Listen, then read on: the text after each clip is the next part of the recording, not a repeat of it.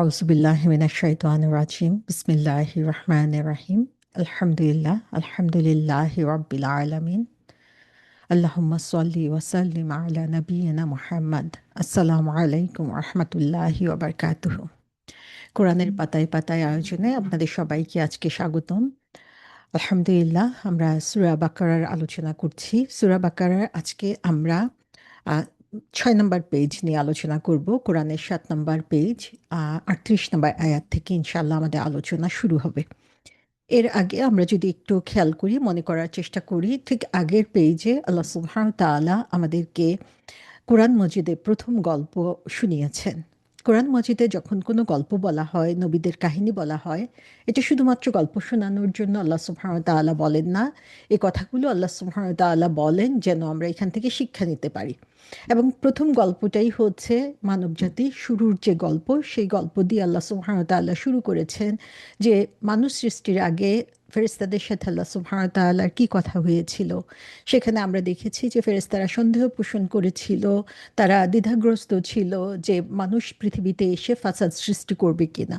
আল্লাহ সুবহানাহু ওয়া তাআলা বলেছেন যে তার জ্ঞান এত বিশাল যে ফেরেশতারা বুঝতেও পারবে না যে কেন আল্লাহ সুবহানাহু ওয়া তাআলা মানুষ সৃষ্টি করছেন। এবং সেটা দেখানোর জন্যই তিনি কি করলেন, আদম আলাইহিসসালামকে কিছু জিনিসের নাম শিখিয়ে দিলেন এবং ফেরেশতাদেরকে বললেন তারা এই জিনিসের নাম বলতে পারে কিনা। তারা বলতে পারে নাই, কারণ তারা শুধুমাত্র আল্লাহ সুবহানাহু ওয়া তাআলা তাদেরকে যা শিখিয়েছেন, তাসবিহ করা, আল্লাহর নির্দেশ পালন করা, সেটাই তারা করতেন।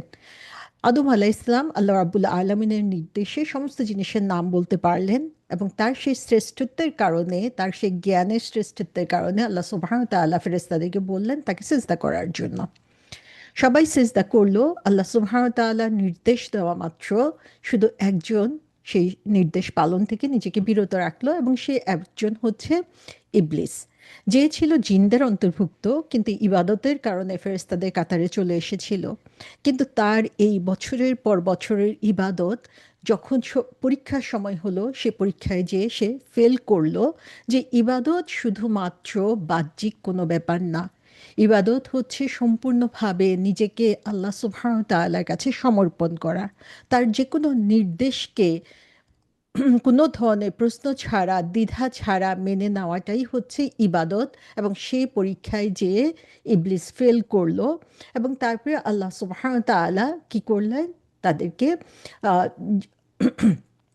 বললেন যে আম, আম, আদম আলাইসাল্লাম এবং তার সাথে হাওয়া আলাইসাল্লামকে তিনি জান্নাতে অবস্থান করার নির্দেশ দিলেন এবং সেখানে তিনি বলে দিলেন যেন হচ্ছে সমস্ত কিছু তারা উপভোগ করতে পারবে একটা জিনিস ছাড়া। তাহলে আমরা দেখি যে এভরিথিং 99% জিনিস সেখানে হালাল ছিল, শুধু একটা জিনিস ছিল যেটা নিষিদ্ধ ছিল।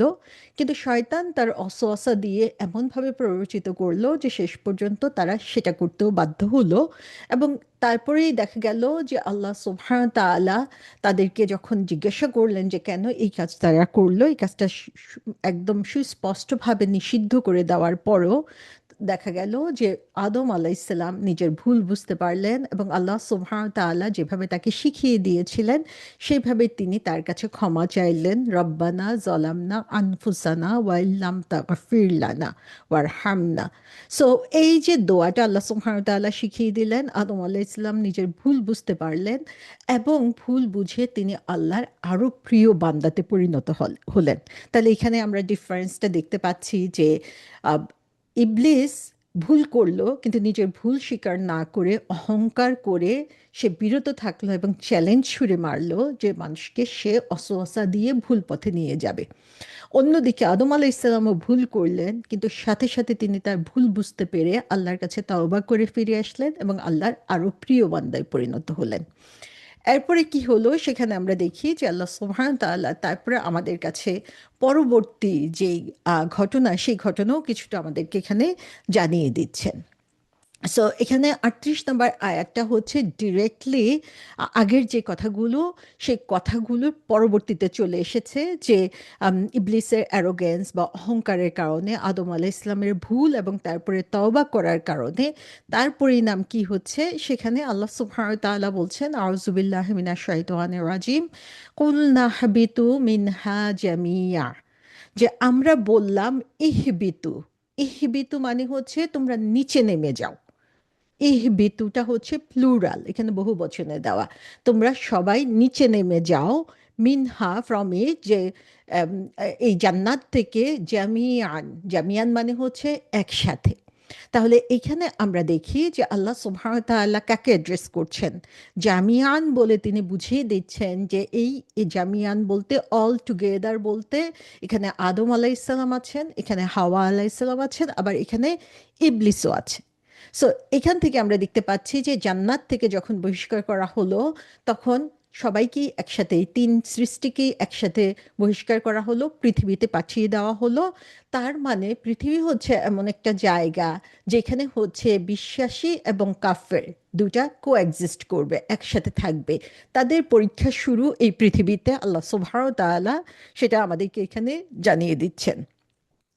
তারপরে আমরা দেখি যে আহ, অনেক সময় আমরা বলি যে এই যে জান্নাত থেকে বের করে দিয়েছে, এটা আসলে আদম আলাইসাল্লাম এবং হাওয়াকে পানিশমেন্ট দেওয়া হয়েছে। আল্লাহ সুবহানাহু ওয়া তাআলা কোরআনে কোথাও এই কথা বলেন নাই, বরং আল্লাহ সুবহানাহু ওয়া তাআলা এখানে বলছেন যে এই যে জান্নাত থেকে পৃথিবীতে নামিয়ে দেওয়া হচ্ছে, তিনি কিন্তু আদম আলাইসাল্লামের যে তাওবা সেটাকে কবুল করে নিয়েছেন।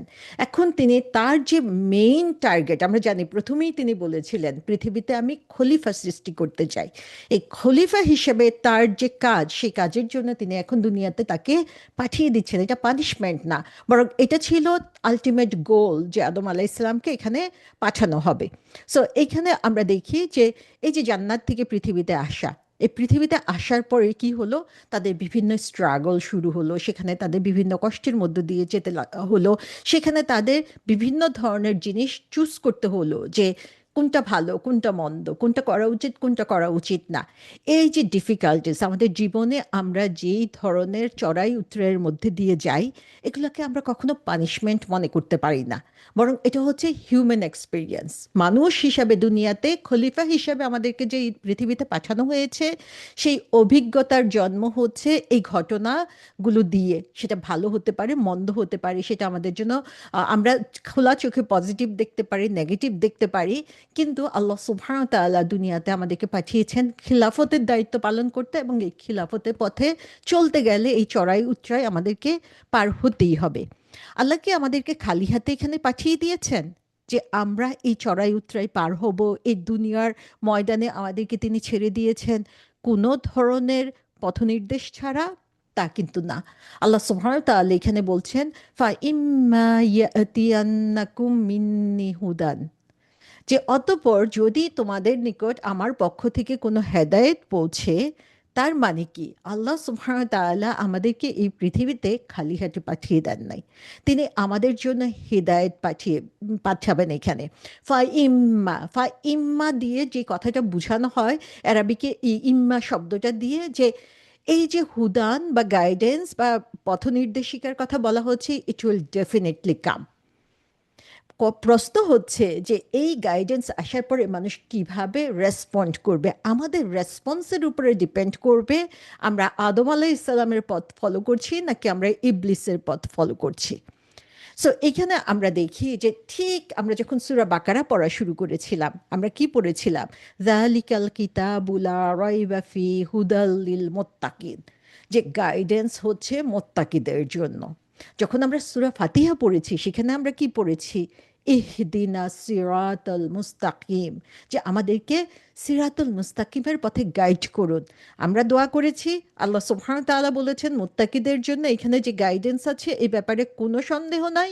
এখানে এসে আল্লাহ সুবহানাহু ওয়া তাআলা বলছেন যে ডেফিনেটলি তোমাদের জন্য হুদা, গাইডেন্স আসবে। সো এখানে একটা জিনিস খেয়াল করেন যে আল্লাহ সুবহানাহু ওয়া তাআলা শাস্তি দেওয়ার জন্য আমাদেরকে পৃথিবীতে পাঠান নাই। তিনি যদি শাস্তি দিতেন তাহলে আমাদের জন্য কোনো গাইডেন্সের ব্যবস্থা কিন্তু রাখতেন না। সো আল্লাহ সুবহানাহু ওয়া তাআলার দিক থেকে নিরাশ হওয়ার সুযোগ আমাদের কখনোই নাই। নির্দেশ অমান্য করার পরও আল্লাহ সুবহানাহু ওয়া তাআলা বলেছেন যে তোমাদের জন্য আমি গাইডেন্স পাঠাবো, হুদা পাঠাবো। সো আমরা কত দূরে চলে যাচ্ছি আল্লাহর থেকে, আল্লাহর কাছ থেকে কত খারাপ কাজ করে ফেলেছি, সেটার চেয়েও বড় কথা, যখন আমি উপলব্ধি করলাম তখন আমি আল্লাহর দিকে ফিরে আসলাম কিনা, এই গাইডেন্সের দিকে আমি চলে আসলাম কিনা, সেটা হচ্ছে আমাদের দেখার ব্যাপার। সো এইখানে আল্লাহ সুবহানাহু ওয়া তাআলা বলছেন যে ফামান তাবিয়া হুদায়া, যে যখন তোমাদের কাছে এই হেদায়েত পৌঁছবে আমার পক্ষ থেকে, যে ব্যক্তি আমার সে হেদায়েত অনুসারে চলবে, ফামান তাবিয়া হুদায়া। সো এখানে দেখেন আল্লাহ সুবহানাহু ওয়া তাআলা কি বলছেন, যে তোমাদের কাছে যখন হুদান গাইডেন্স আসবে, ফামান সেই সময় যে কেউ এই গাইডেন্স ফলো করবে। সো এই যে হুদান, এই যে মান, যে কেউ, তারপরে হচ্ছে খুব সাধারণভাবে স্পেসিফিকভাবে গাইডেন্সের কথা বলা হয় নাই, এগুলো দিয়ে বোঝানো হয় যে আল্লাহ সুবহানাহু ওয়া তাআলা এই যে গাইডেন্স বা এই পথে চলার জন্য যে সুযোগ, অর্থাৎ এটা কিন্তু আমাদের জন্য একটা পুরস্কার যে আমরা এই পথে চলতে পারছি, সঠিক পথটা দেখতে পারছি। আল্লাহ সুবহানাহু ওয়া তাআলা এই গাইডেন্স দিবেন আমাদেরকে, মিনিমাল এফোর্ট যদি আমরা শো করি তাও তিনি আমাদেরকে পুরস্কার দিবেন। সো আমাদের পারফেকশনের জন্য কখনো ওয়েট করতে হবে না যে কোন দিন আমি প্রতিটা নিয়ম কানুন সঠিকভাবে পালন করতে পারবো তারপরে যে আল্লাহর কাছে কিছু চাইবো। আল্লাহ কিন্তু সেটা বলছেন না আমাদেরকে। আল্লাহ চান না আমরা 100% পারফেক্ট হয়ে যাই। আল্লাহ চান যখন যেই মুহূর্তে আমি আল্লাহকে চিনতে পারবো সেই মুহূর্তে আল্লাহর কাছে ফিরে আসব, আল্লাহর মুখী হব এবং কন্টিনিউয়াস নিজেকে হচ্ছে রিনিউ করব, কন্টিনিউয়াস নিজেকে আপগ্রেড করার জন্য চেষ্টা করব। সো এই গাইডেন্সের পথে ইভেন এই স্মল স্টেপ, আমি যদি ছোট একটা স্টেপও দিই, একটুখানিও এগিয়ে যাই, আল্লাহ সুবহানাহু ওয়া তাআলা সেটাকে অ্যাপ্রিসিয়েট করেন। আল্লাহ সুবহানাহু ওয়া তাআলা বলে দিচ্ছেন যে যখন তোমরা এই গাইডেন্স ফলো করবে, হুদায়া আমার দেওয়া যেই হেদায়াত, সেই হেদায়েত তুমি অনুসরণ করবে, ফালা খাউফুন আলাইহিম ওয়ালা হুম ইয়াহজানুন। এই পার্টটা আপনারা দেখবেন যে কতবার আসছে কোরআনে। সুবহান আল্লাহ! এখন থেকে আপনারা যখন কোরআন তেলাওয়াত করবেন তখন চিন্তা করবেন যে ফালা খাউফুন আলাইহিম ওয়ালা হুম ইয়াহজানুন এই কথাটা কোথায় এসেছে, কোন কথার পরিপ্রেক্ষিতে এসেছে। দেখবেন যে আপনার চিন্তা ভাবনা দৃষ্টি পরিবর্তন হয়ে গিয়েছে, আপনি কোরআনকে নতুনভাবে চিনতে পারবেন। আল্লাহ সুবহানাহু ওয়া তাআলা এখানে বলছেন যে সেই সময় তার উপর না কোনো ভয় আসবে, না কোনো কারণে সে চিন্তাগ্রস্ত হবে। সো এখানে বলা হচ্ছে ফালা খাউফুন, খাউফ মানে হচ্ছে ভয়, তারপরে বলা হচ্ছে ওয়ালা হুম ইয়াহজানুন, হুজুন, হুজুন মানে হচ্ছে অ্যাংজাইটি, কোনো কিছু নিয়ে স্ট্রেসড হওয়া। সো আমরা একটু খেয়াল করি প্রথমে যে আল্লাহ সুবহানাহু ওয়া তাআলা প্রথমে আদম আলাইহিস সালামকে কি জ্ঞান দিয়েছিলেন। আল্লামাল আদামু আসমাউ, যে আসমাউ কুল্লাহা, যে সমস্ত জিনিসের নাম তিনি সেখানে শিখিয়ে দিয়েছিলেন। এটা ছিল এক ধরনের জ্ঞান যে যে তিনি মানুষকে দিয়েছেন। সো এটা হচ্ছে আমরা যেটাকে বলি যে দুনিয়াবি জ্ঞান। তিনি আদম আলাইহিস সালামকে সব জিনিসের নাম শিখিয়েছেন, তিনি সেগুলো শিখে শিখে ফেরেশতাদের সামনে সেটাকে ডেমনস্ট্রেট করেছেন। এখন তিনি ডিফারেন্ট একটা ক্যাটাগরি আমাদেরকে দেখাচ্ছেন। এখনকার যে শিক্ষাটা সেটা হচ্ছে হুদান, গাইডেন্স, যেটা আল্লাহ, হুদাইয়া, যে আমার গাইডেন্স, এটা আল্লাহর পক্ষ থেকে ডিরেক্টলি আসবে। এবং এই যে গাইডেন্স, এই গাইডেন্সটা কিন্তু শুধু ইনফরমেশন না, যে একটা ইনফরমেশন দিয়ে দিলেন সেটাই শুধু আমি মুখস্থ করে রেখে দিব সেটা না, এটা হচ্ছে একটা ডিভাইন ডিরেকশন, এটা হচ্ছে একটা আম, জীবন বিধান। এটা কি দিন বলা হয়? দিন মানে একটা ধর্ম না, দিন মানে হচ্ছে জীবন বিধান। আমি আমার জীবনের প্রতি পদে পদে কিভাবে চলবো সেটাই হচ্ছে এই হুদা। আল্লাহর পক্ষ থেকে ডিরেক্টলি এই জ্ঞানটা আমাদের কাছে এসেছে। এবং এটা শুধু ইনফরমেশন হিসাবে আমার কাছে জমা করে রাখার জন্য আসে নাই, এই ইনফরমেশনটা কাজে লাগিয়ে আমার জীবনটাকে ট্রান্সফরমেশন করার জন্য আল্লাহ সুবহানাহু ওয়া তাআলা এই গাইডেন্স আমাদেরকে দিয়েছেন। সো এইখানে আল্লাহ সুবহানাহু ওয়া তাআলা বলছেন যে যারা হচ্ছে এই হেদায়েতের পথ অনুসরণ করবে তাদের পুরস্কার কি, আল্লাহ সুবহানাহু ওয়া তাআলার সাথে সাথে বলে দিচ্ছেন যে এই হেদায়েতের পথ অনুসরণ করবা, তারপরে যে আখিরাতে জান্নাত পাবা। আল্লাহ জানেন যে আমরা কিরকম মানুষ, রাইট? হিউম্যান হিসাবে আমরা অস্থির, আমরা সব কিছু তাড়াতাড়ি পেতে চাই, আমরা কোনো কিছুর জন্য অপেক্ষা করতে চাই না, যেটা আমরা নগদ পাই সেটাকেই আমরা হচ্ছে লুফে নিতে চাই। আল্লাহ সুবহানাহু ওয়া তাআলা বলছেন যে যখন তোমরা এই হেদায়েত অনুযায়ী নিজেদেরকে পরিচালিত করবে তখন তোমাদের জন্য পুরস্কার হচ্ছে তোমাদের উপরে কোনো ভয় আসবে না এবং তোমরা কোনো কিছু নিয়ে শঙ্কিত হবে না, গ্রিভ করবে না, যে সেটা নিয়ে তোমরা স্ট্রেসড হবে না।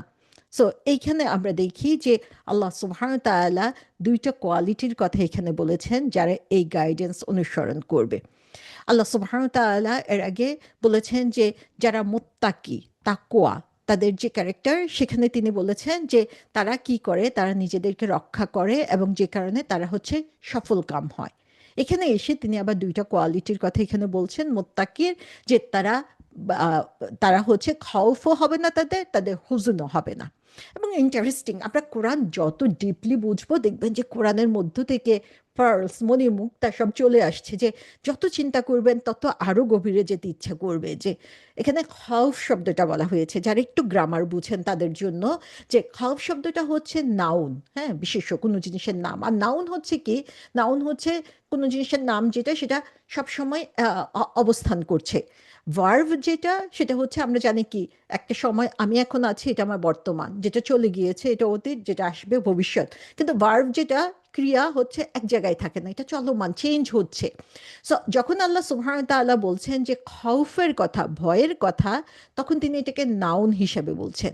আর যখন তিনি হুজনের কথা বলছেন, অ্যাংজাইটির কথা বলছেন, তখন তিনি এটা ভার্ভ হিসেবে বলছেন। তার মানে কি, আমাদের যে ভয়, এই ভয়টা কিন্তু কনস্ট্যান্ট। খাউফ নাউন বলে বোঝানো হচ্ছে যে এই ভয়টা কনস্ট্যান্ট, আমাদের মধ্যে সবসময় কিছু না কিছুর ভয় কাজ করছে। আবার যখন হুজুন বলছেন, তখন তিনি ভার্ব হিসেবে দিচ্ছেন যে আমরা সবসময় কিন্তু স্ট্রেসড হই না।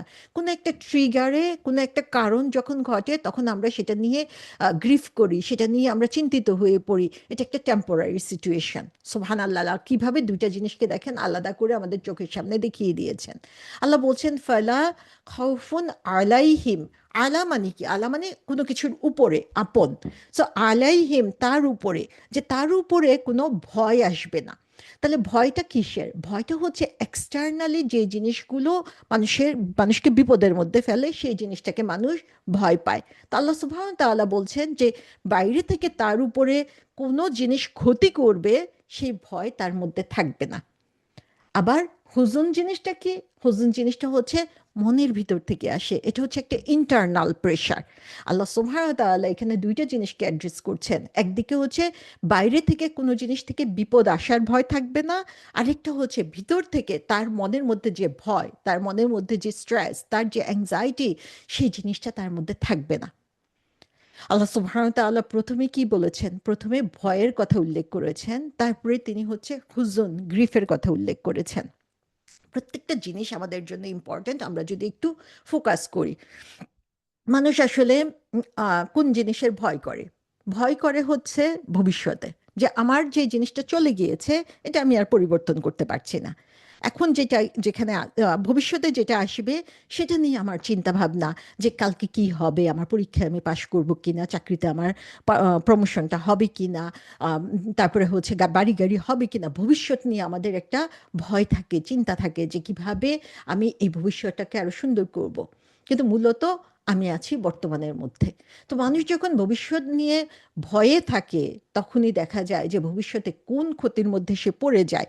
যেমন হচ্ছে তার ভয় হয় হচ্ছে ব্যর্থতার, ভয় হয় হচ্ছে কোনো লস, যে তার ফিয়ার থাকে হচ্ছে লসের, মৃত্যুর ভয়, মানুষ তাকে কোন চোখে দেখছে সেটার ভয়, সেগুলো হচ্ছে কনস্ট্যান্ট মানুষের মধ্যে থাকে। কিন্তু আবার আখিরাতের পানিশমেন্ট সেটা কিরকম হবে, সেটা নিয়ে এসে ভয় থাকে। সো এই ভয়টা আসে ভবিষ্যৎ নিয়ে এসে যত চিন্তা ভাবনা করবে সেজন্য। আর গ্রিফ যেটা, হুজুন যেটা, সেটা হচ্ছে মূলত অতীতে কি হয়েছে সেটা নিয়ে, যে এই দুনিয়ার জীবনে কি হয়েছে, আখিরাতে যে চিন্তা করব, যে আমার দুনিয়ার জীবনে আমি কি করে আসলাম, সেটার জন্য আমি এখন কষ্ট পাচ্ছি। আমার দুনিয়াতে আমি কি ধরনের সুযোগ মিস করে ফেলেছি, সেটা নিয়ে আমি হচ্ছে এখানে হুজুন বা গ্রিফ করছি। ইস, এরকম একটা সম্ভাবনা ছিল, এই কাজটা যদি এভাবে না করতাম, এভাবে করতাম, তাহলে আমার 100% প্রফিট আসতো বিজনেসে। এই যে আমাদের মিসড অপরচুনিটি নিয়ে চিন্তা, টেনশন সারাক্ষণ, এটা হচ্ছে হুজুন।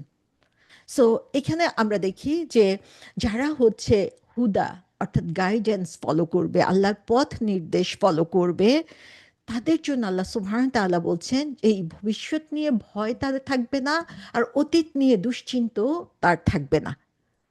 তার কারণ কি? তার কারণ হচ্ছে আমার যে অতীতের যে কষ্টগুলো নিয়ে আমি চিন্তা করি, একজন মুমিন হিসাবে আমাদেরকে কিন্তু বলতে বলা হয়েছে, যদি, ইফ এনিথিং হ্যাপেন, এই ধরনের কথা আমরা বলতে পারবো না। যদি বলে কোনো কথা নাই, কারণ যাই হয় সেটা আল্লাহর নির্দেশে হয়। সো তখন আমি যখন আমার অতীতের কোনো কষ্টকর মুহূর্তের কথা চিন্তা করব, সেটা নিয়ে টেনশন করার সময় আমার যখন গাইডেন্স থাকবে, আমি চিন্তা করব ইট কেম ফ্রম আল্লাহ, এবং আল্লাহ আমার জন্য যা কিছু দিয়েছে সেটা আমার মঙ্গলের জন্য দিয়েছে। তখনই কি হচ্ছে, যে আমার এই দুঃখটা, আমার এই স্যাডনেসটা কি হচ্ছে, আমাকে আরো বেশি আল্লাহর সাথে কানেক্টেড করছে, আল্লাহর উপরে ডিপেন্ডেন্ট করছে, এবং আল্লাহর প্রজ্ঞার কাছে আমি নিজেকে সারেন্ডার করে দিচ্ছি যে আল্লাহ যা কিছু করেছে আমার ভালোর জন্য করেছে, আমার এটা নিয়ে আর টেনশনের কোনো কারণই নেই। সো এখানে আমরা দেখি যে এই হুদান বা গাইডেন্স আমরা যত বেশি নিতে পারবো, আল্লাহর সাথে আমাদের কানেকশন তত বেশি হবে, ভয় তত কমে যাবে, আমাদের কি বলে, স্ট্রেসড হওয়া বা অ্যাংশাস হওয়াটাও আমাদের তত বেশি কমে যাবে। সো এখানে যে কানেকশনটা, যে নিজেকে হচ্ছে সব সময়, যারা মোত্তাকির বৈশিষ্ট্য হিসাবে এগুলো বলা হচ্ছে। সো মোত্তাকি মানে কি, যে সবসময় নিজেকে রক্ষা করতে চেষ্টা করে, সবসময় সে কনসাস যেন ক্ষতিকর কোনো পথে চলে না যায়, যেটা আল্লাহ থেকে তাকে দূরে সরিয়ে নেবে। যে সবসময় এই জিনিসটা চেষ্টা করবে, তার কোনো ভয় নাই, কারণ সে নিজেকে বিপদ থেকে বাঁচানোর জন্য প্রতিনিয়ত চেষ্টা করে যাচ্ছে। এরপরও যেটা আসছে সেটা আল্লাহর হুকুমে হচ্ছে, সেখানে আমার করার কোনো কিছু নাই। সো আমাকে আমার ম্যাক্সিমাম এফোর্ট দিতে হবে, ম্যাক্সিমাম এফোর্ট দিয়ে সেই তাকওয়ার পথে, কাঁটাযুক্ত রাস্তায় নিজেকে সেফ রেখে এগিয়ে যেতে হবে। তারপরেও যদি কিছু হয়, ইট হ্যাপেন, আল্লাহ সুবহানাহু তাআলার পক্ষ থেকে সেটাকে আমার অ্যাকসেপ্ট করে নিতে হবে। তখন আমার মনে আসলে আহ, আহ, এই যে ভয় বা চিন্তা, সেগুলো তখন আর জায়গা পাবে না। সো এখানে আল্লাহ সুবহানাহু তাআলা যে জিনিসটা বলছেন সেটা হচ্ছে যে এই যে মানুষের সাকসেস এবং ফেইলিউর, যখন মানুষ কোনো কিছুতে সফল হয় তখন সে সেটাতে খুশি হয়, আবার যখন সে ব্যর্থ হয়ে যায় তখন তার উপরে স্যাডনেস আসে, তার কষ্ট আসে। একটা জবের ইন্টারভিউ দিলাম, জবের ইন্টারভিউ দেওয়ার পরে আমার কাছে যদি মনে হয় যে না, ইন্টারভিউ শেষে সেই ইয়ের পক্ষ থেকে, ইন্টারভিউয়ার পক্ষ থেকে আমি হোপফুল কিছু শুনেছি, সেটা স্বাভাবিকভাবে আমার মনে প্রশান্তি নিয়ে এসে। আর কিন্তু যদি আমি দেখি যে না, এই ইন্টারভিউ আমার জন্য খুব একটা ফলপ্রসূ হবে বলে মনে হয় না, সাথে সাথে আমি ডিসঅ্যাপয়েন্টেড হয়ে যাই। সো যারা হচ্ছে মুফলিহুন, যারা হচ্ছে সাকসেসের কথা চিন্তা করে, তারা কি করে, তারা হচ্ছে এই হ্যাপিনেস তাদের মনে অনেক, পুরোটা সময়ই এই হ্যাপিনেসটা থাকে। কারণ হচ্ছে তারা মনে করে যে আই ট্রাইড মাই বেস্ট, আমি আমার পুরো এফোর্টটা দিয়েছি, এরপরে যেটা আসছে সেটা আল্লাহর পক্ষ থেকে আসছে। সো এখানে তার আসলে ফিয়ার বা গ্রিফের কোনো সুযোগ নাই। তাহলে এই সাকসেস স্টোরিটা হচ্ছে, একজনের দৃষ্টিতে আমাকে ফেইল মনে হতে পারে যে আমি আমার কাজে ফেইলড হয়েছি, আমি ইন্টারভিউ দিয়েছি, চাকরি পাই নাই, এটা আমার জন্য ফেইলিউর। কিন্তু আমার জন্য এটা সাকসেস, তার কারণ হচ্ছে যে আমি চাকরি না পেলেও আমি আল্লাহর উপরে আস্থা রেখেছি, এবং আল্লাহ যে ডিসিশন আমার জন্য রেখে দিয়েছেন সেটাতেই আমি খুশি আছি। এটাই হচ্ছে আমার সাকসেস। এবং সেটা কখন সম্ভব, যখন আমি এই হেদায়েতের পথে চলবো। সো এখানে শুধুমাত্র গাইডেন্স যে রাসূল সাল্লাল্লাহু আলাইহি ইসলামের কাছে এসেছে তাই না, এই হেদায়েত এসেছে আদম আলাইহিস ইসলামের থেকে শুরু করে প্রত্যেক নবী রাসূলের মাধ্যমে আমাদের কাছে। সো যখনই আমাদের কাছে কোনো হেদায়েত এসেছে, তখনই মানব জাতি যারা এটাকে ফলো করেছে, তাদের জন্য আল্লাহ সুবহানাহু ওয়া তাআলা সুসংবাদ দিচ্ছেন যে তাদের কোনো ভয় নেই, তাদের কোনো চিন্তা নেই। সো এখানে আমরা আহ, একটা জিনিস দেখি, সেটা হচ্ছে যে জিনিসটা আমাদের মুসলিম জীবনে আমরা খুব বেশি ফেস করি, যে কোনো মুসলমান যদি বলে যে না, সে ডিপ্রেস, সে অ্যাংশাস, আমরা সাথে সাথে সেটাকে নালিফাই করে দেই, যে না, মুসলমান ডিপ্রেসড হতে পারবে না, মুসলমান অ্যাংশাস হতে পারবে না। অথচ আল্লাহ সুবহানাহু ওয়া তাআলা বলেছেন, আল্লাহ মানুষকে সৃষ্টি করেছেন অ্যাংশাস হিসাবে। সো এই যে ইমোশন, এই ইমোশনটা আছে, এই ইমোশন মানে এই না যে আমি আমার ইমোশনটাকে সাপ্রেস করে ফেলবো, আমার ইমোশনটাকে কাউকে দেখাতে দিব না। কারণ হচ্ছে আমরা দেখি যে ন্যাচারাল যে ইমোশন, এটা সবার জন্য ছিল। ইয়াকুব আলাহ ইসলাম এত বড় একজন নবী ছিলেন, যার কথা কোরআনে বারবার আসবে, একটু পরেই আমরা ইয়াকুব আলাহ ইসলামের জাতির গল্প শোনা শুরু করব। সেই ইয়াকুব আলাহ ইসলাম তার সন্তানের জন্য, ইউসুফ আলাহ ইসলামের জন্য কাঁদতে কাঁদতে তিনি চোখ অন্ধ করে ফেলেছিলেন। কতটুকু কাঁদলে চোখ অন্ধ হতে পারে, আমরা সেটা চিন্তা করতে পারি? তাহলে তার এই ইমোশনটা কোত্থেকে এসেছে, তিনি কতটুকু দুশ্চিন্তাগ্রস্ত ছিলেন, সেটা আমরা এখানে দেখতে পাচ্ছি। আবার আমরা দেখি যে রাসূল সাল্লাল্লাহু ইসলাম তার সন্তান যখন মারা গিয়েছিল, তখন তার চোখ দিয়েও পানি পড়েছিল। সো ইমোশনগুলো হচ্ছে ন্যাচারাল, অবশ্যই ইমোশন আমাদের মধ্যে থাকবে, কিন্তু আমরা ইমোশনকে কিভাবে হ্যান্ডেল করছি সেটার উপরে ডিপেন্ড করবে যে আমাদের সাথে আল্লাহ সুবহানাহু ওয়া তাআলার কানেকশন কতটুকু, সেটা দিয়ে আমরা সেটা বুঝতে পারবো। সো যখনই আল্লাহ সুবহানাহু ওয়া তাআলা আমাদের জীবনে কোনো ভয়, যে খাউফ আর হুজুনের ব্যাপার আসবে, তখনই আমরা সেটাকে নালিফাই করব না, আমরা তখন চিন্তা করব যে আল্লাহর সাথে আমার সম্পর্কটাকে আরো কত বেশি গভীর করা যায়। নিশ্চয়ই কোথাও ড্রপ হয়েছে, যে কারণে হচ্ছে আমি সেই কানেকশনটা ফিল করছি না। এবং সেই ড্রপ হওয়ার পিছনে এটা এমন না যে ইমিডিয়েটলি ড্রপ হয়েছে, ইমিডিয়েটলি আমরা এই দুঃখ কষ্টের মধ্যে পড়ে গিয়েছি। এটা হতে পারে যে আমি অনেক লম্বা সময় ধরেই অসচেতন ছিলাম। এই কোরআন আমাদের মধ্যে আছে, গাইডেন্স আমাদের মধ্যে আছে, কিন্তু আমরা কতজন এই কোরআনের মধ্যে ডুব দেই? এই কতজন আমরা কোরআনের থেকে প্রশান্তি খোঁজার চেষ্টা করি? কোরআন তো শুধু তেলাওয়াত করার জন্য আল্লাহ সুবহানাহু ওয়া তাআলা দেন নাই। কোরআন এসেছে এই কথাগুলোকে গভীরভাবে বুঝে সে অনুযায়ী কাজ করার জন্য, তখনই এটা হেদায়েত হিসেবে কাজ করবে। তাহলে এই হেদায়েত যখন আমি বুঝে অনুসরণ করব, তখন এই ইমোশনগুলো আস্তে আস্তে আমার জন্য ক্ষতির কারণ থেকে দূরে সরে থাকবে। স্টিল আমার ভয় থাকবে, স্টিল আমার মনে অ্যাংজাইটি থাকবে, কিন্তু আমি সেটাকে ওভারকাম করতে পারবো। সো এটা এমন কখনোই আমরা বলতে পারি না যে তার ইমান দুর্বল দেখে এটা হয়েছে। এটা হতে পারে যে আমাদের গাইডেন্স থেকে দূরে সরে থাকার কারণে এটা কনসিকুয়েন্স হিসেবে আমরা কিছু এফেক্ট দেখছি। বাট মেডিকেলি আমরা যদি চিন্তা করি, there is an imbalance in our body, যেই কারণে হচ্ছে মানুষ ডিপ্রেসড হয়, মানুষ অ্যাংশাস হয়। তো সব কিছুকে আমরা নালিফাই করে দিতে পারবো না। তো এখন আমরা যদি স্পিরিচুয়াল লাইফের কথা চিন্তা করি, যে আমরা কিভাবে এই ভয় এবং গ্রিফ থেকে নিজেদেরকে বাঁচিয়ে আনতে পারি, সেটার জন্য আমাদের যেটা দরকার সেটা হচ্ছে জিকির। যে এভরিথিং আল্লাহর বিলং করেন, সবকিছু আল্লাহর পক্ষ থেকে এসেছে, আল্লাহর কাছে আমাকে রিটার্ন করতে হবে। প্রতি মুহূর্তে আমি যখন আল্লাহকে স্মরণ করব, তখন দুনিয়াবি কোনো ক্ষতি বৃদ্ধি আমার মধ্যে আসলে চেঞ্জ আনতে পারবে না। সেকেন্ড যে জিনিসটা সেটা হচ্ছে তাওয়াক্কুল। আমি যদি আমার সমস্ত কিছু আল্লাহর উপর সঁপে দিতে পারি এবং সে অনুযায়ী নিজে আমার প্রচেষ্টা চালিয়ে যেতে পারি, তাহলে আমার তো লসের কোনো ভয় নাই। আর থার্ড যে জিনিসটা সেটা হচ্ছে যে এই যে গাইডেন্স কোরআনকে আল্লাহ সুবহানাহু ওয়া তাআলা আমাদেরকে দিয়েছেন, সেটাকে প্র্যাকটিক্যালি আমাদের জীবনে নিয়ে আসতে হবে। তাহলে দেখা যাবে আমাদের স্পিরিচুয়াল ট্রাঙ্কুইলিটি কত বাড়ছে। খুব একদম জ্বলন্ত একটা উদাহরণ আপনাদের সামনে আমি দেই। সেই উদাহরণটা হচ্ছে গাজার উদাহরণ। আপনারা যদি চিন্তা করেন যে বছরের পর বছর ধরে তাদের উপরে যে যুদ্ধ চাপিয়ে দেওয়া হয়েছে, যেভাবে নির্যাতন করা হচ্ছে, সেই মানুষদের দিকে তাকান যে তারা এই হুদান, এই গাইডেন্স, এই কোরআনকে কিভাবে নিয়েছে, কোরআনের সাথে তাদের সম্পর্ক কেমন, তারা কতটুকু কোরআনের উপরে আস্থা রেখেছে, কিভাবে সেটা তাদের শক্তিকে বাড়িয়ে দিয়েছে, কিভাবে তারা এই কঠিন পরিস্থিতিতেও নিজেদেরকে সামলিয়ে নিতে পারছে শুধুমাত্র এই কোরআনের সাথে সম্পর্কের কারণে, যেটা তাদেরকে প্যারালাইজড করে দেয় নাই। এখনো তাদের মধ্যে জীবনের অনুভূতি রয়েছে, এখনো তারা যুদ্ধ করছে, এখনো তাদের মধ্যে বিয়ে হচ্ছে, এখনো তারা তাদের জীবন অতিক্রম করছে আল্লাহর উপর ভরসা করে। এবং যদি এই ভরসাটুকু না থাকতো, যেটা আমরা অন্যদের মধ্যে দেখি, সারা দুনিয়ার মানুষের মধ্যে, যে মানুষ কেন সুইসাইডের দিকে যায়, মানুষ কেন এডিকশনের দিকে যায়, মানুষ কেন হচ্ছে নিরাশ হয়ে পড়ে, তার কারণ হচ্ছে কোরআনের সাথে তাদের এই সম্পর্কটা নাই। আপনারা অবাক হয়ে যাবেন যে এই যুদ্ধময় অবস্থার মধ্যেও হচ্ছে তাদের মধ্য থেকে কত মানুষ হাফেজ হয়ে বের হচ্ছে। এবং তারা হাফেজ হচ্ছে মানে শুধু অন্ধের মতো মুখস্থ করছে না, বিপদের সময়ে সে কোরআনের কথাগুলো তাদের মন থেকে বের হয়ে আসছে। আমরা কোরআন পড়তে হলে সুন্দর একটা জায়গা লাগে, মসজিদ লাগে, বসার জন্য আরামের পরিস্থিতি লাগে। ওনারা কোরআন কোথায় পড়ে সেটা দেখেন, বালুর উপরে বসে কোরআন মুখস্থ করছে, ছেলে বুড়ো বা বড় বৃদ্ধ প্রত্যেকে কোরআনের সাথে তাদের যে কানেকশনটা, সেই কানেকশনটাই আমাদেরকে শেখায় যে কিভাবে লা খাউফ আর হুজুন, সেই জিনিসটা আল্লাহ সুবহানাহু ওয়া তাআলা তাদের মধ্যে দিয়ে দিয়েছেন।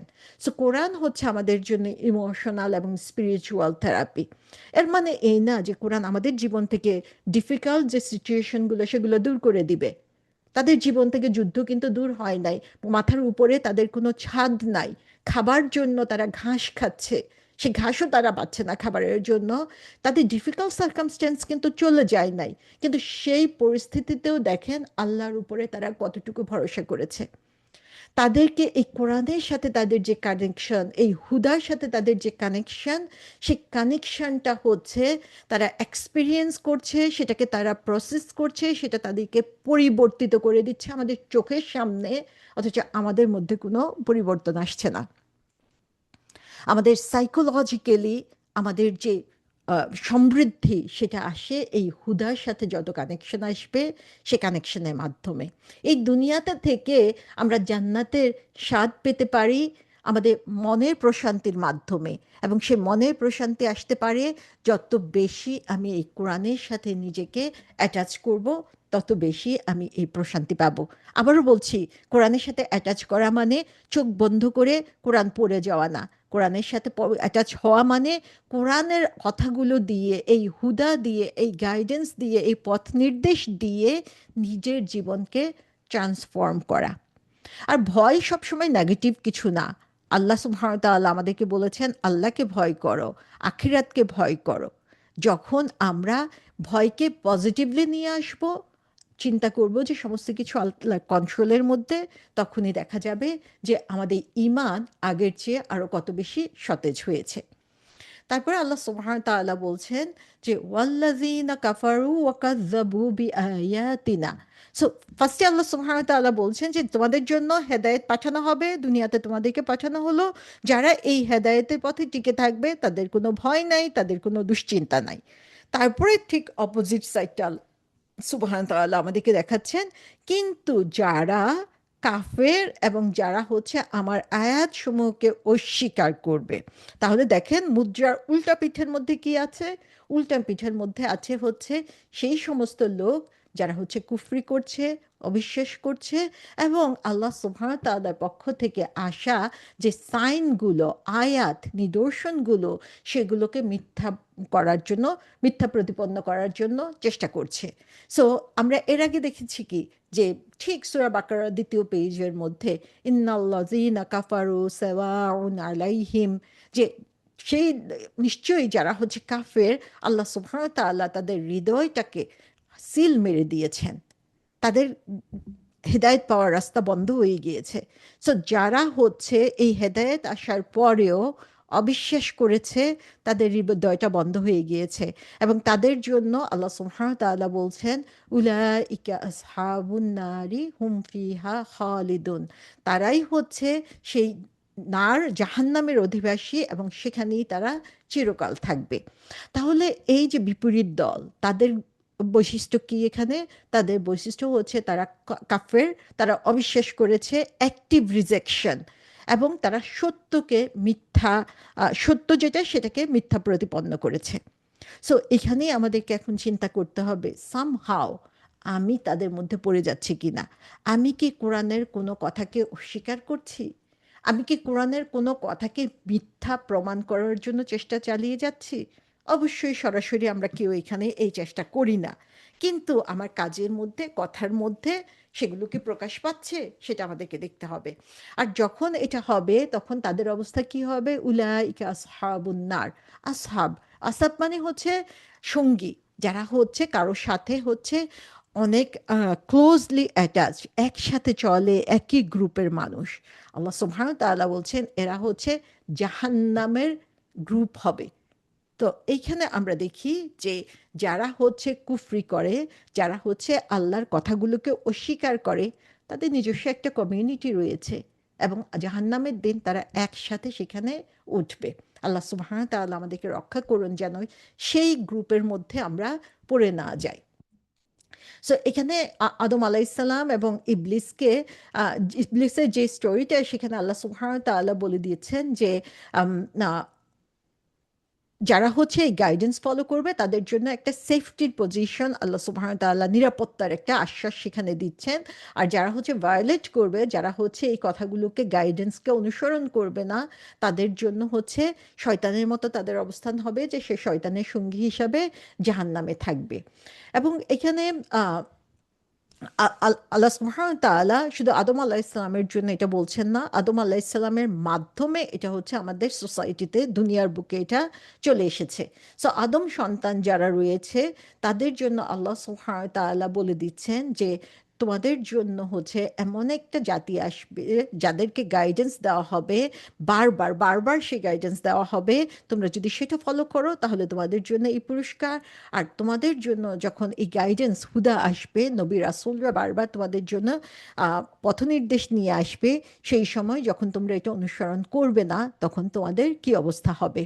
এবং এরপরেই আমরা দেখব পরের আয়াত থেকে যে বনি ইসরায়েলের কথা বলা শুরু হয়েছে, যে চিলড্রেন অফ ইসরায়েল যারা ছিল তাদের কথা বলা শুরু হয়েছে, যেখানে তারা কিভাবে এই গাইডেন্সকে, আল্লাহর পথের হিদায়তকে কিভাবে বারবার বারবার রিজেক্ট করেছে সেটা আমরা সেখানে দেখতে পাবো।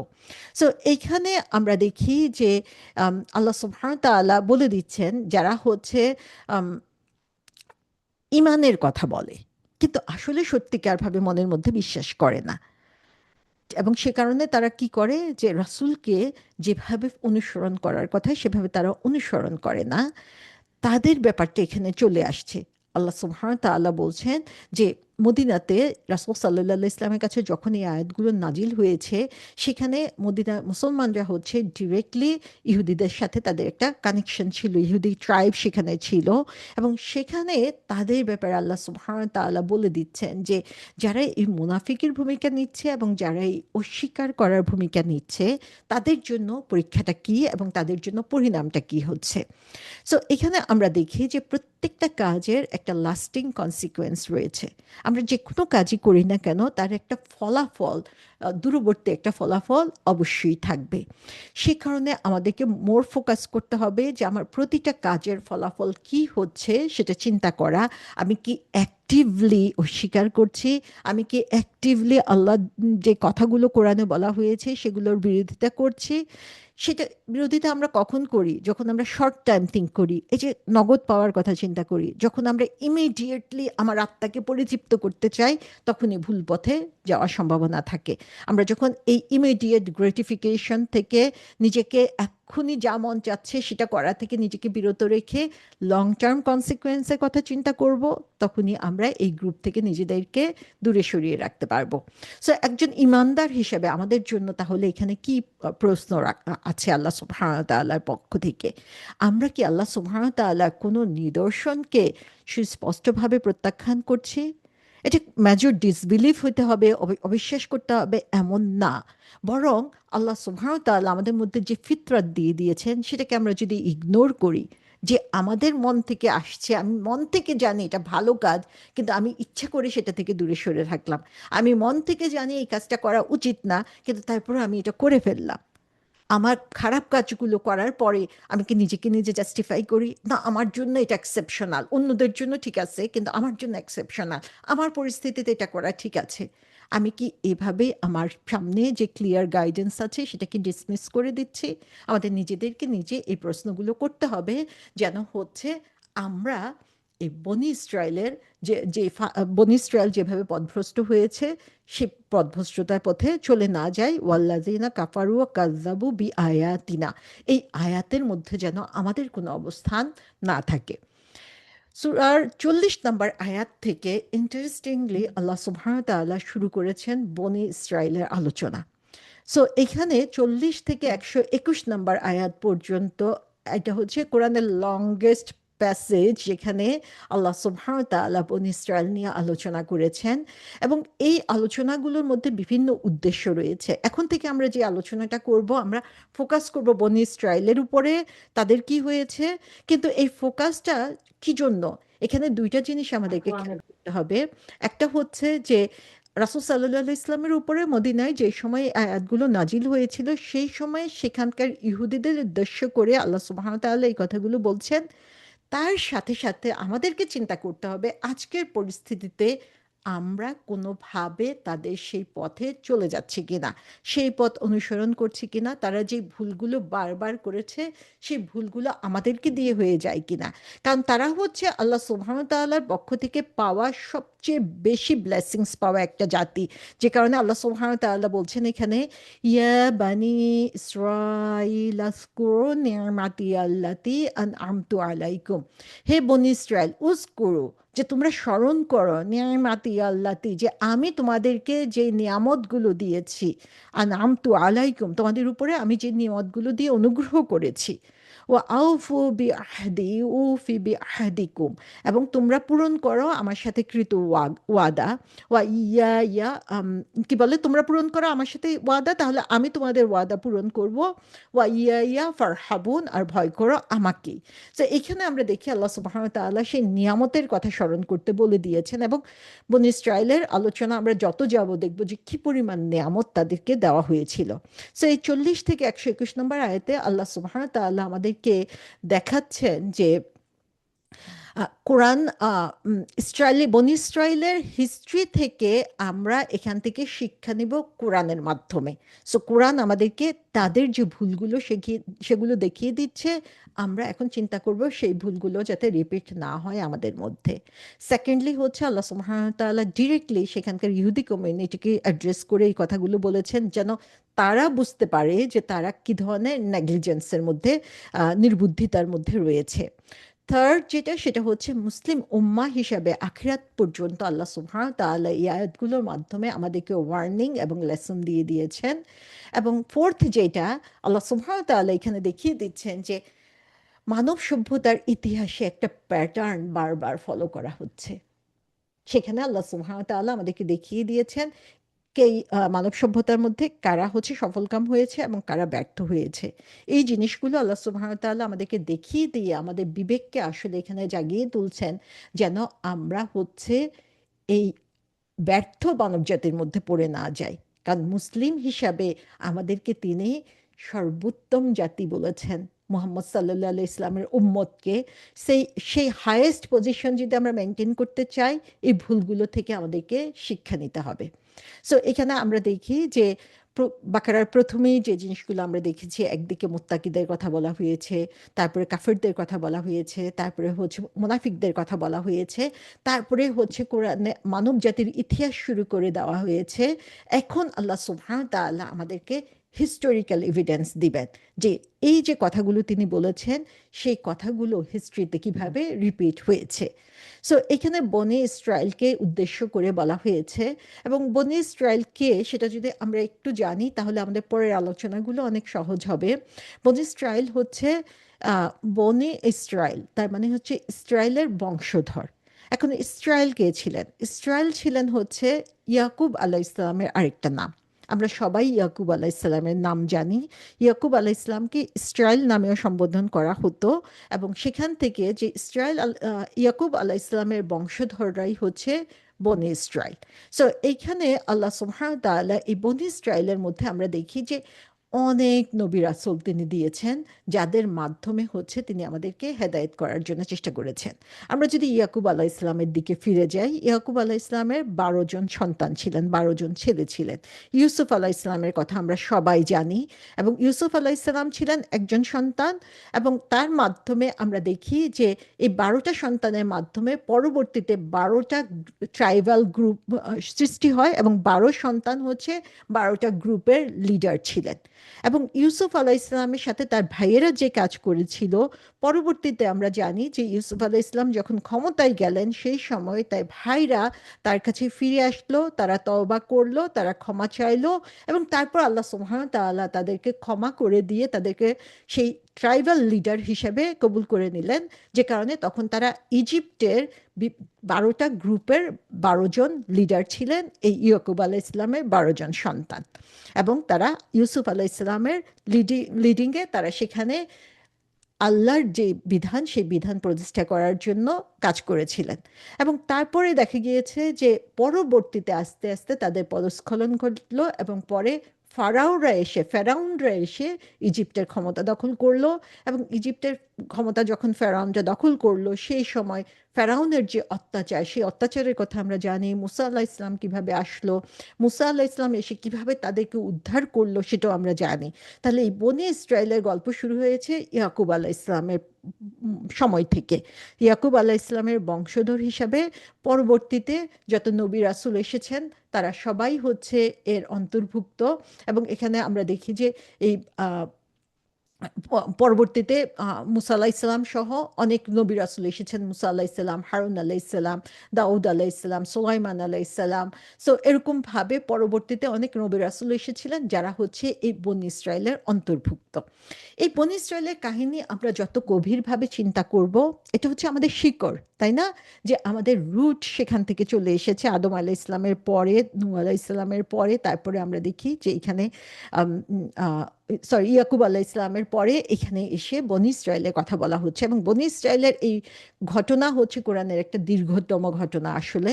সো এটার উপরে আমরা ইনশাল্লাহ ফোকাস করব পরবর্তী 121 নম্বর আয়াত পর্যন্ত। এই ঘটনা চলতেই থাকবে এবং আমরা দেখব যে কোন জিনিস তাদেরকে এত সম্মানিত অবস্থান থেকে এত নিচে নামিয়ে দিয়েছে। আল্লাহ সুবহানাহু ওয়া তাআলা সেগুলো আমাদেরকে সুস্পষ্টভাবে কোরআনের মধ্যে বলে দিয়েছেন, যেন আমরা এখান থেকে শিক্ষা নিতে পারি এবং আমরা তাদের মতো পদস্খলিত না হই। আল্লাহ সুবহানাহু ওয়া তাআলা আমাদের সবাইকে এই কথাগুলোকে বুঝার তৌফিক দিন। ইনশাল্লাহ আজকে আমরা এখানেই শেষ করব। তবে পরবর্তীতে ইনশাল্লাহ আমরা 40 আয়াত থেকেই শুরু করব। আবারও বলছি, আমি আবারও দুঃখিত যে সামনের সপ্তাহে আম, আহ, এই সেশনটা নেওয়া সম্ভব হবে না কোরআনের পাতায় পাতায়। সো আমরা এর 1 সপ্তাহ পরে আবার, মাঝখানে একটা সপ্তাহ গ্যাপ যাবে, তারপরে আমরা আবার 40 নম্বর আয়াত থেকে ইনশাল্লাহ শুরু করব।